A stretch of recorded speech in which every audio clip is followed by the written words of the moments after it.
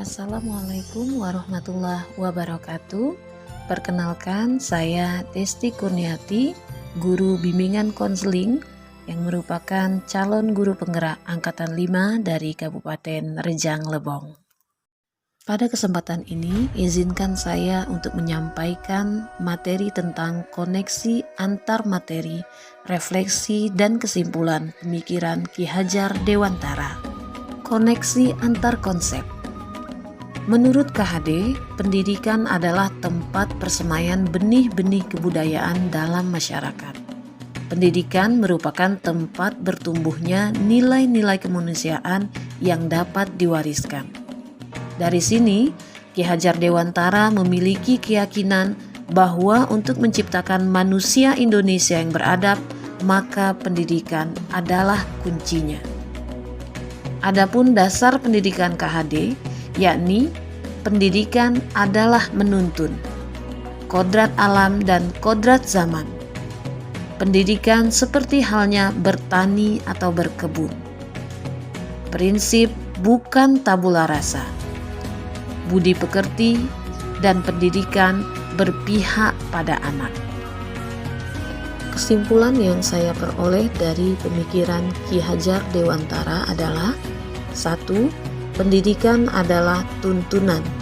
Proses pendidikan adalah menuntun segala kekuatan kodrat yang ada pada anak. 2. Kodrat alam dan kodrat zaman.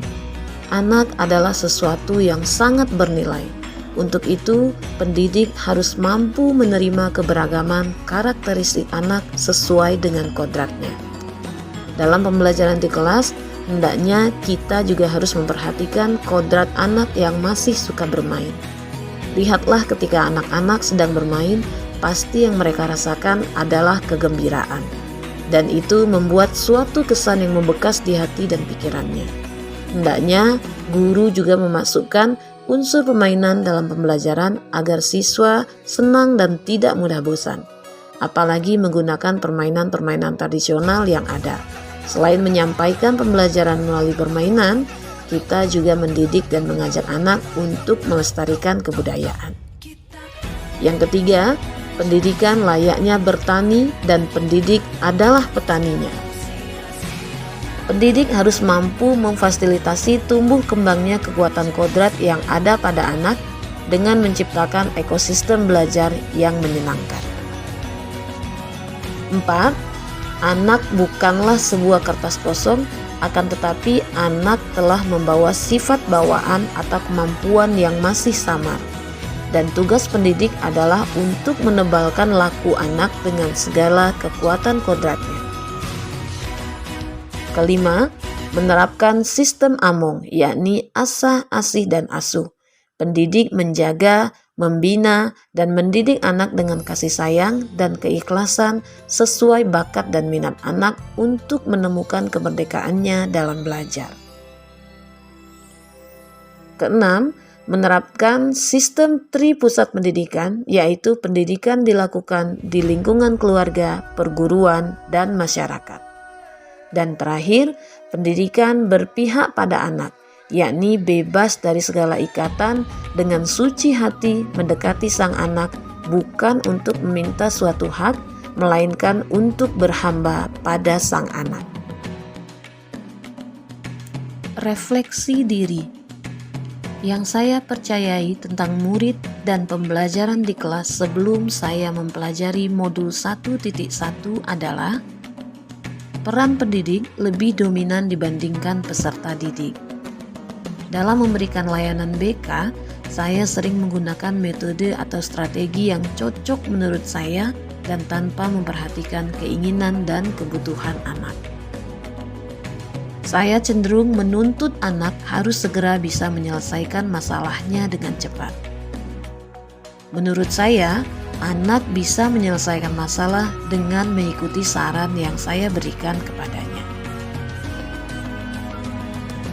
Perubahan dari pemikiran atau perilaku saya setelah mempelajari modul 1.1 adalah saya menyadari pelayanan terbaik untuk anak adalah dengan menerapkan sistem AMONG, yaitu menuntun anak dengan sabar dan ikhlas sesuai dengan kodratnya. Pelayanan bimbingan konseling harus dilaksanakan untuk mengembangkan kodrat anak, baik budi pekerti, pikiran, maupun tubuhnya agar menjadi anak yang selamat dan bahagia. Pelayanan yang saya berikan mulai berpusat pada anak dengan memberikan stimulus pertanyaan dan pernyataan yang menarik untuk dijawab dan dibahas bersama anak. Memberikan kebebasan kepada anak untuk menyelesaikan masalah belajarnya sesuai dengan tuntunan, bukan tuntutan, sesuai dengan kebutuhan dan kemerdekaan belajarnya. Menciptakan pelayanan bimbingan dan konseling yang kreatif dan inovatif dengan melakukan diagnosis awal untuk memahami kebutuhan anak dan gaya belajar anak. Penerapan yang segera saya lakukan di kelas agar mencerminkan pemikiran KHD adalah saya tidak lagi menuntut, tetapi menuntun. Melakukan asesmen kebutuhan anak untuk mengenal potensi, minat, bakat, dan cara belajar anak. Saya akan menerapkan konsep merdeka belajar dan mengintegrasikan setiap pelayanan bimbingan konseling yang saya berikan dengan pencapaian profil pelajar Pancasila. Saya akan menumbuh kembangkan pendidikan karakter anak dengan pembiasaan budaya yang positif di sekolah. Pelayanan yang sesuai dengan kodrat alam dan kodrat zaman, memahami kondisi anak agar permasalahan yang dihadapi anak dapat terselesaikan dengan segala kekuatan kodrat yang ada pada anak, sehingga masalah anak dapat selesai dengan baik dan anak bahagia lahir dan batin. Dan terakhir, merancang pelayanan BK yang interaktif dan menyenangkan dengan melibatkan anak.